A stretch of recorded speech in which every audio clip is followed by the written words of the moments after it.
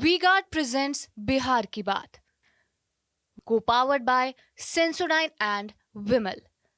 बोलो जुबां केसरी। मनीष जी, मेरी जानकारी में अगर रेल नहीं मिला तो ग्रामीण विकास मंत्रालय तो जेडीयू चाहती ही चाहती थी कि रेल नहीं भी मिले तो ग्रामीण विकास मंत्रालय मिले। और मैं जिस जगह से आता हूं मैं आपको बता सकता हूं कि वहां से कम आए कितने लोग होंगे पता नहीं, पर मेरे पास 30 से 50 लोगों का फोन आया कि मैं आया हूं और ललन बाबू को मंत्री बनाने आया हूं। तो हमने पूछा, अरे बहुत अच्छी बात है।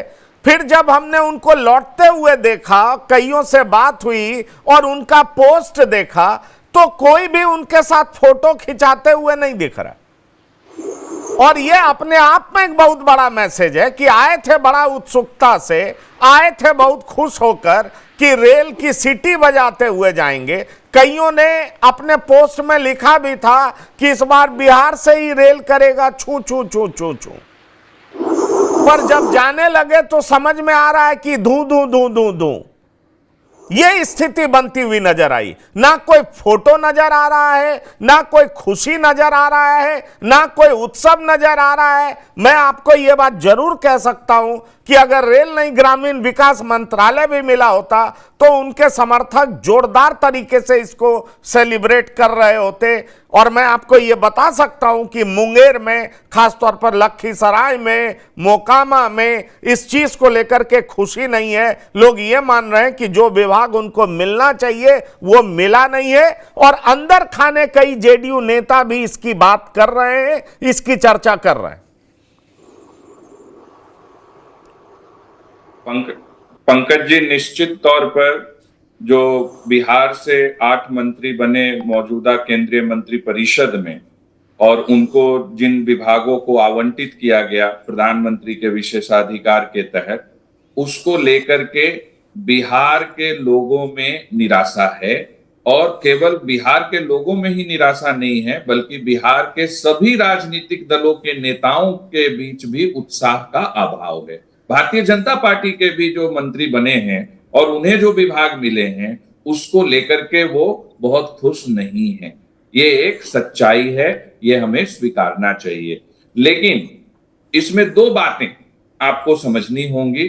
सबसे पहले, जो मौजूदा प्रधानमंत्री जी हैं, इनके 10 वर्ष के शासन में जो हमारे देश का संसदीय शासन प्रणाली है उसके स्वरूप में बदलाव आया है। उस बदलाव को आपको समझना होगा।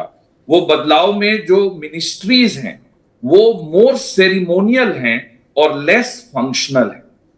और इसलिए किसको कौन सा मंत्रालय मिलता है वो बहुत मायने नहीं रखता है, क्योंकि जो मुख्य निर्णय होंगे सभी मंत्रालयों से के वो प्रधानमंत्री कार्यालय से होंगे और उसको अमली जामा पहनाने का काम मंत्री अपने मंत्रालय में करेंगे।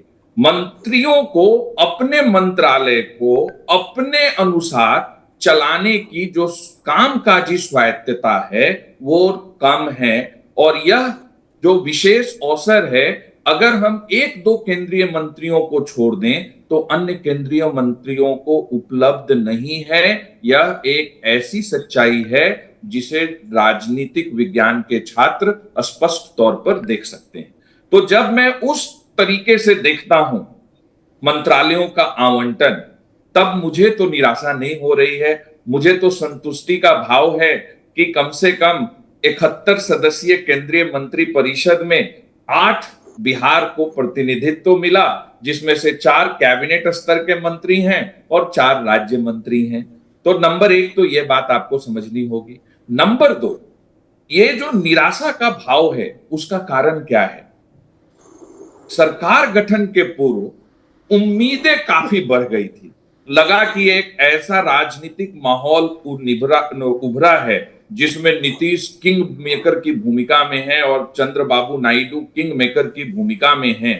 तो ये जो किंग मेकर की भूमिका में जो 2 नेता उभरे हैं वो किंग को टर्म्स डिक्टेट करेंगे, लेकिन वो भूल गए कि जो किंग बनने वाला है इन्हीं के सहायता से, इन्हीं के समर्थन से उसका व्यक्तित्व और मिजाज ऐसा है कि वो किसी से डिक्टेट नहीं होता है, बल्कि वो औरों को डिक्टेट करता है।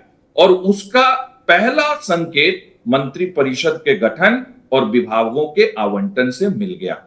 चलिए पंकज जी, लाइटर नोट पे बोल रहा हूं, एक और बात। कहा जाता है डाल से चुका बंदर और वक्त से चुका इंसान। मुझे लगता है कि अब कम से कम जेडीयू को पॉलिटिकल अथॉरिटी असर्ट करने में थोड़ा और एग्रेशन दिखाना चाहिए, ताकि बजट पारित होने के पूर्व बिहार के लिए स्पेशल पैकेज या बिहार के मैं इसी पे आ रहा था। वी-गार्ड प्रेजेंट्स बिहार की बात, को पावर्ड बाय सेंसोडाइन एंड विमल। बोलो जुबां केसरी।